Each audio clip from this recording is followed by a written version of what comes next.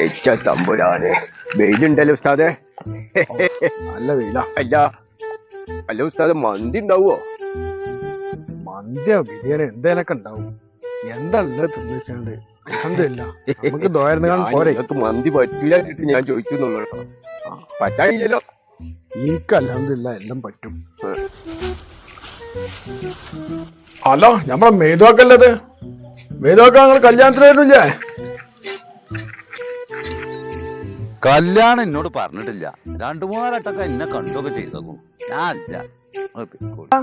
അതിപ്പോ അയാളിപ്പോ നിങ്ങളെ അയൽവാസിയല്ലേ, നിങ്ങൾ അടുത്തന്നല്ലേ? അല്ലല്ല അയ്യോ, ഓന് കല്യാണം ഇല്ലാച്ചിട്ട് നമ്മക്ക് പോയിക്കൂടെ?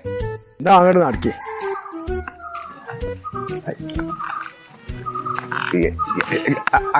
അല്ല അപ്പൊ കല്യാണത്തിന് പോകണ്ടേ?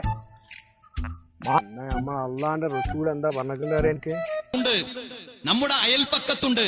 അതിൽ നിന്ന് നമ്മൾ കുറച്ച് മുതലാളിമാരെ മാത്രം സെലക്ട് ചെയ്ത്, നമ്മുടെ കിടക്കൊപ്പിച്ച കുറച്ച് ആളുകളെ മാത്രം സെലക്ട് ചെയ്ത് നമ്മൾ അവരെ നമ്മുടെ വിവാഹത്തിന് ക്ഷണിച്ചു. എന്നാലോ അതേ ദൂരത്തുള്ള സാധുവായ പാവപ്പെട്ട ഒരു നേരത്തെ നല്ല ഭക്ഷണം ആഗ്രഹിക്കുന്ന ഒരു വീട്ടുകാർ അവിടെയുണ്ട്. അവരെ നമ്മൾ ക്ഷണിച്ചില്ല. എന്തിന്റെ പേരില്? അവർ നമുക്ക് കിടപ്പിച്ച ആളുകളല്ല. അവരെ നമ്മൾ വിളിക്കേണ്ടതില്ല. നമ്മുടെ സാമ്പത്തികമായ ഒരവസ്ഥ അവർക്കില്ല. അങ്ങനെ ഒരു വിവാഹത്തിന് ഭക്ഷണം വിളമ്പിയോ ആ വിവാഹത്തിന്റെ ഭക്ഷണം ഏറ്റവും മോശം ഭക്ഷണമാണ്. മതം അവിടെ നിയമം പറയുകയാണ്.